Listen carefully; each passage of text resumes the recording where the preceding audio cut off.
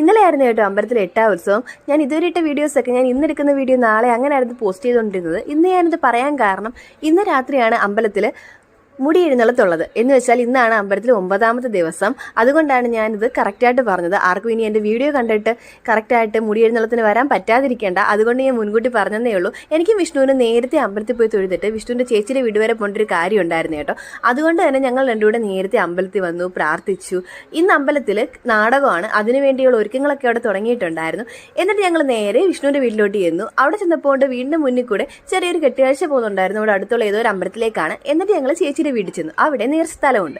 നേർസ്ഥലം കൊടുക്കുന്നത് ശിവനട അമ്പലത്തിലേക്കാണ്. ഇന്ന് അവിടെ കൊടിയേറുകയാണ്. അവിടെ ഉത്സവം തുടങ്ങാം കേട്ടോ. ഞങ്ങൾ അങ്ങനെ ചേച്ചിയുടെ വീട്ടിൽ ചെന്നിട്ട് പറ വരാൻ വേണ്ടി വെയിറ്റ് ചെയ്തിരിക്കുകയായിരുന്നു. പറയൊക്കെ വന്നു. ചേച്ചിയും മോളും എല്ലാവരും കൂടെ പോയി ദേവിയെ സ്വീകരിച്ച് വീട്ടിലോട്ട് കൊണ്ടുവന്നിട്ടുണ്ടായിരുന്നേ. വീട്ടിൽ കുറച്ച് നേരം ദേവി അനുഗ്രഹിച്ച് കഴിഞ്ഞിട്ട് ബിമ്മൊക്കെ അവിടെ താത്തു വെച്ചു. അവിടെ എല്ലാവർക്കും വേണ്ടിയുള്ള ഫുഡും ഉണ്ടായിരുന്നു. അങ്ങനെ ഞങ്ങൾ ഫുഡ് കഴിച്ചു. വിഷ്ണുവോട് എല്ലാവർക്കും വിളമ്പിയൊക്കെ കൊടുത്തു. ഞങ്ങൾ പിള്ളേർ സെറ്റൊക്കെ ആയിട്ട് കുറേ നേരം അവിടെ ഞങ്ങൾ എന്നിട്ട് നേരെ വീട്ടിലോട്ട് പോകാനായിട്ട് തിരിച്ചു വന്നിട്ടുണ്ടായിരുന്നേ. അപ്പോഴത്തേക്കും എന്താ അവിടെ മൊത്തം അലങ്കരിച്ചിട്ടുണ്ട്. നല്ല രസമുണ്ടല്ലേ, ഇന്ന് കൊടിയേറല്ലേ. പിന്നെ ചേച്ചിയുടെ വീട്ടിൽ നിന്ന് താലം എന്താ വിഷ്ണുവിന്റെ വീടിന് മുന്നിലോട്ട് എത്തിയിട്ടുണ്ടായിരുന്നു. ഞങ്ങൾ കുറച്ച് നേരം നിന്ന് താലമൊക്കെ കണ്ടിട്ട് നേരെ പനക്കിൽ അമ്പലത്തിലോട്ട് വന്നേ. അമ്പലത്തിലാണെങ്കിൽ ഇന്ന് രാത്രിയിലേക്ക് വേണ്ടിയുള്ള മുടി എഴുന്നള്ളത്തിനുള്ള വാഴകളൊക്കെ ഇന്നലെ തന്നെ കൊണ്ടുവന്ന് സെറ്റാക്കി വെച്ചിട്ടുണ്ടായിരുന്നു. ഇപ്പോഴതെല്ലാം അമ്പലത്തിന്റെ മുറ്റത്തും ആൽത്തറയുടെ മുന്നിലും ഒക്കെ ആയിട്ട് നാട്ടിയിട്ടുണ്ടായിരിക്കും. ഇന്നലെ അമ്പലത്തിൽ പിന്നെ നാടകം ഉണ്ടായിരുന്നു. കുറച്ച് രാതും കണ്ടിട്ട് ഞങ്ങൾ വീട്ടിൽ പോയി. Okay, by.